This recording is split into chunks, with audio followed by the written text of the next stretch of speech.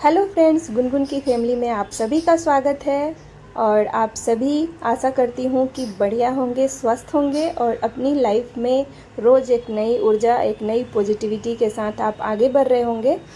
तो एग्ज़ाम है संडे के दिन, यानी कि परसों, और आज मैं ये व्लॉग डाल रही हूँ और काफ़ी दिनों के बाद मैं ये व्लॉग डाल रही हूँ और अपनी बातें आप सबके साथ शेयर कर रही हूँ।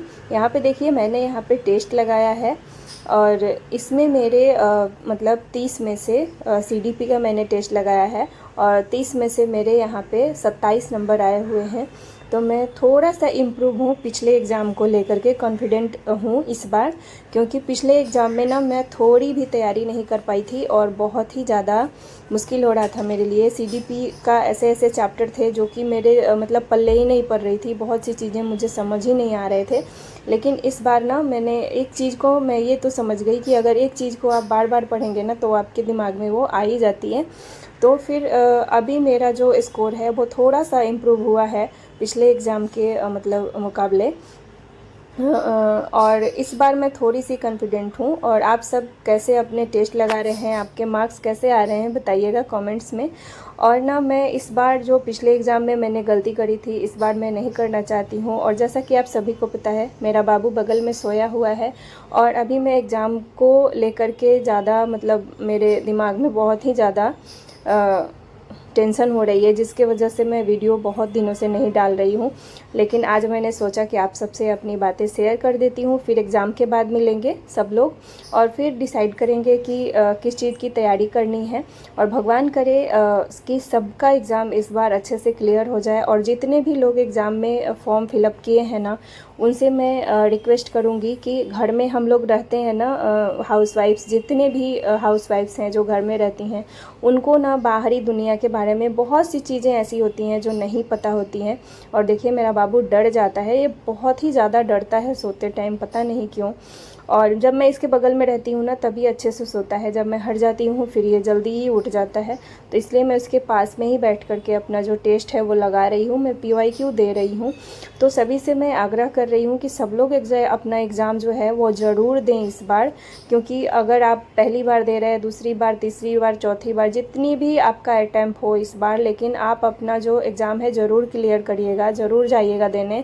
आपको बहुत सारे एक्सपीरियंस हो जाएंगे। घर में आप कितने भी मॉक टेस्ट, कितने भी PYQ लगाते क्यों ना हो, लेकिन एग्ज़ाम सेंटर में बैठ के लगाने का एक अलग ही अनुभव होता है। तो वो आप ज़रूर आपके साथ होगा, जो मैंने पिछली बार अनुभव किया है। और मुझे पता था पिछली बार एग्ज़ाम नहीं निकलेगा। इस बार भी मैं पूरी तरह से कॉन्फिडेंट नहीं हूँ, लेकिन पिछली बार से इस बार मैं बहुत ही ज़्यादा मतलब अपने आप को, मुझे अच्छा लग रहा है, मुझे अंदर से बहुत ही ज़्यादा पॉजिटिव वाइब्स आ रही है कि इस बार मेरा एग्ज़ाम निकल जाएगा। मैं इसी तैयारी के साथ जा रही हूँ एग्ज़ाम देने के लिए, क्योंकि अब एग्ज़ाम के क्वेश्चन पेपर के लेवल पे निर्भर करता है कि कितना नंबर आ पाएगा।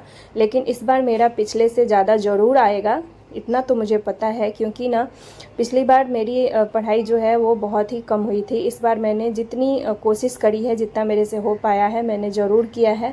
क्योंकि मेरे पास एक 10 महीने का बच्चा भी है। सॉरी, पिछले महीने वो 1 साल का कंप्लीट हुआ है मेरा जो बाबू है। तो अभी वो बहुत ही छोटा है और मैं अकेली हूँ। एक मेरी 4 साल की बेटी है, तो दोनों को मुझे देखना पड़ता है और कब क्या मतलब करना पड़ जाता है मुझे ही नहीं पता होता है। तो रूटीन ऐसा नहीं होता है और मैं संतुष्ट नहीं हूँ अपनी पढ़ाई से, मैं आप सभी को बताती हूँ।